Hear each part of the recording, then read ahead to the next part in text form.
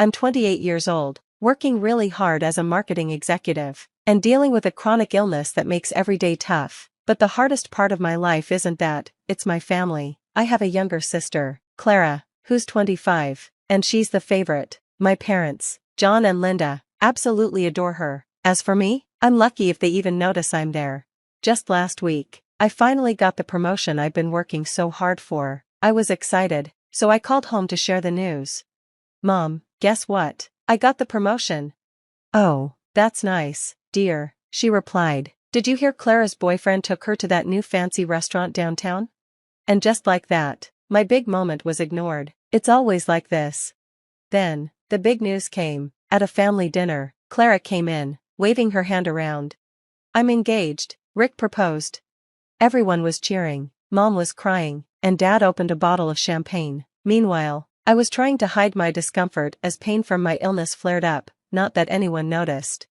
We need to start planning right away, Mom said excitedly. Miriam, clear your schedule, we'll need all the help we can get. I wanted to remind them about my health, but why bother? They'd just say I was being dramatic. The next few weeks were a blur of wedding catalogs, visiting venues, and endless talks about flowers and dresses. No one really asked my opinion, and when they did, it was quickly shut down. No, Miriam, we can't have lilies, Clara's allergic, remember? Of course, I remembered. I was the one who had rushed her to the hospital twice, because of it. But if I suggested something that didn't fit Clara's perfect wedding plans, it was immediately dismissed. One day, during one of those exhausting planning meetings, I decided to escape to my favorite coffee shop. That's where I met Ben. He noticed me struggling as I reached for my coffee. Are you okay? He asked, genuinely concerned. For once, someone was actually paying attention to me. We started talking, and I found out he was a doctor. When I mentioned my illness, he didn't brush it off or change the subject, he listened. We ended up chatting for hours. Ben became my safe space in the middle of all the wedding chaos. He understood my health issues, respected my job, and actually cared about my thoughts. It was a breath of fresh air. Then came the surprise. Clara approached me one day, beaming with excitement. Miriam, I want you to be my maid of honor.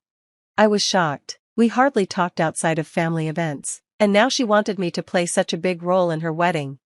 Are you sure? We're not really close, Clara. Don't be silly, she said. You're my sister, it's tradition. And there it was, not because she valued our relationship, but because it was what people expected. I wanted to say no to Clara's offer to be her maid of honor, to protect myself from all the stress I knew it would bring, but the look on my parents' faces told me that saying no wasn't an option. So, here I am, about to take on the role of maid of honor for a sister who hardly knows me, in a wedding planned by parents who barely notice me. All this, while trying to keep up with my demanding job and manage my chronic illness. But at least I have Ben. Maybe things are finally looking up. Little did I know, the worst was still ahead. The big day arrived. I woke up feeling like I'd been hit by a truck, but I got out of bed anyway. I wasn't going to give anyone another reason to call me dramatic. I forced a smile as I helped Clara into her wedding dress. You look beautiful, I said, and I meant it. No matter what, she was still my sister. Thanks, she replied, barely looking at me. Just don't mess up your makeup crying during the ceremony. I want the photos to be perfect.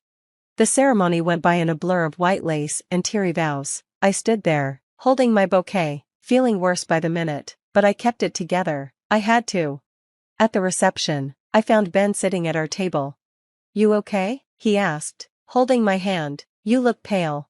I'm fine, I lied. Just need to get through this. Suddenly, my mom appeared and grabbed my arm. Miriam, it's time for your speech. Don't embarrass your sister. I stood up, feeling a little unsteady as I made my way to the microphone. The room was spinning. I opened my mouth to speak, but no words came out. The last thing I remember was the floor rushing up toward me. I woke up to see Ben's worried face hovering above me. Miriam, can you hear me? He asked. What happened? I mumbled. You collapsed, Ben said. We need to get you to a hospital. That's when I heard my mother's sharp voice. Oh, for heaven's sake, Miriam, get up, you're making a scene. I tried to sit up, but the pain was too much. Mom, I really don't feel good. It's probably just nerves, my dad chimed in. Walk it off. Ben stood up, looking serious. She needs medical attention right now. Clara rushed over, her wedding dress rustling. Miriam, what are you doing? This is my wedding day. I'm sorry, I gasped. I didn't mean to. You never mean to, Clara snapped, but somehow, you always manage to steal the spotlight. Can't you let me have one day? I couldn't believe what I was hearing. You think I planned this? My mom stepped in. Miriam, that's enough. We're not leaving your sister's wedding. Stop being so dramatic and get back to your seat. Ben's voice cut through the noise. If you won't take her seriously, I'll be fine, Dad said. Take her if you have to, but don't expect us to leave the reception. As Ben helped me up, I looked at my family. They were already turning away, putting on fake smiles for the guests. Clara was back on the dance floor, laughing like nothing had happened. The drive to the hospital was a painful blur, both physically and emotionally. How could they just leave me like that? In the emergency room, doctors hurried to hook me up to machines, while Ben stayed by my side, holding my hand through it all. Finally, a doctor came over with my test results. Miss Thompson, you're having a serious flare-up of your condition. It's a good thing you came in when you did. This could have been very dangerous if left untreated. I let out a bitter laugh. Yeah, good thing. As the nurses got me settled into a room for overnight observation, I couldn't stop thinking about my family, still at the wedding, dancing and celebrating while I was lying in a hospital bed. Ben squeezed my hand. I'm so sorry, Miriam, you deserve better than that. For the first time that day, I allowed myself to cry. Why don't they care, Ben? Am I really that unimportant to them? He didn't have an answer, and neither did I, but as I lay there, hooked up to IVs and monitors, one thing became clear: I couldn't keep living like this. I couldn't keep putting myself last for people who wouldn't even leave a party to take me to the hospital. As I drifted off to sleep, I made a promise to myself. Things were going to change. I just had to figure out how. A week in the hospital felt like forever. The only good thing was Ben, who visited every day, bringing me books and keeping me company. Not once did my family show up or even call.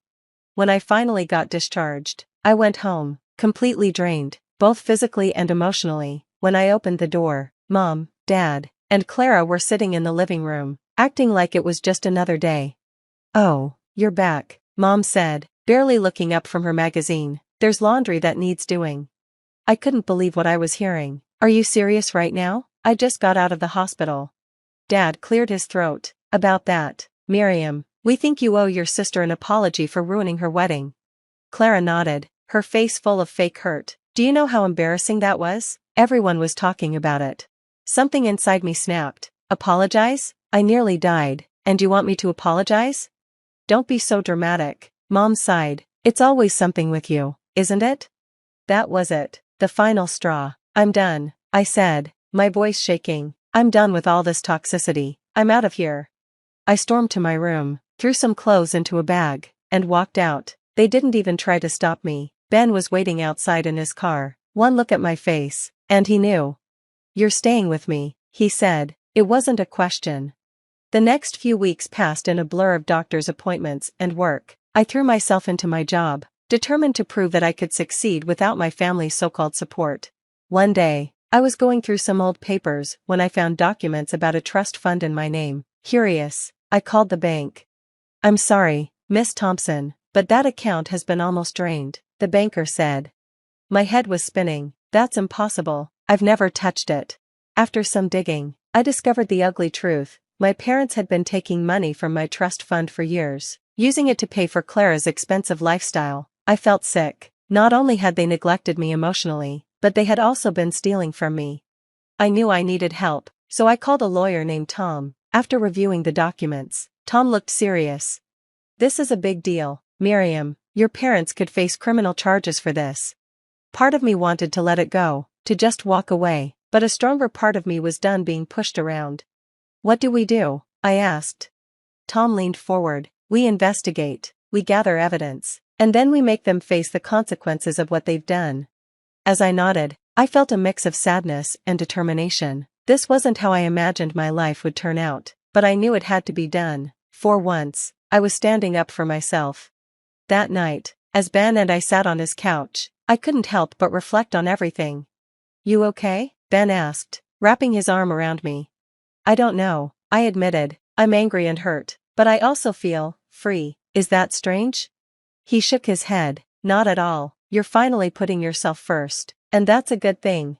I leaned into him, realizing he was right. For the first time in my life, I was prioritizing my own well-being. It felt scary, but right.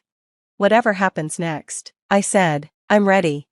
Little did I know, the storm that was about to hit my family would change everything, but this time, I wouldn't be the one suffering. This time, I would be the one in control. As the weeks turned into months, my life changed dramatically. I landed the biggest client of my career, putting me on the fast track for an executive position. The day I signed the contract, I thought about how my family would have brushed this off, but Ben, he threw me a surprise party.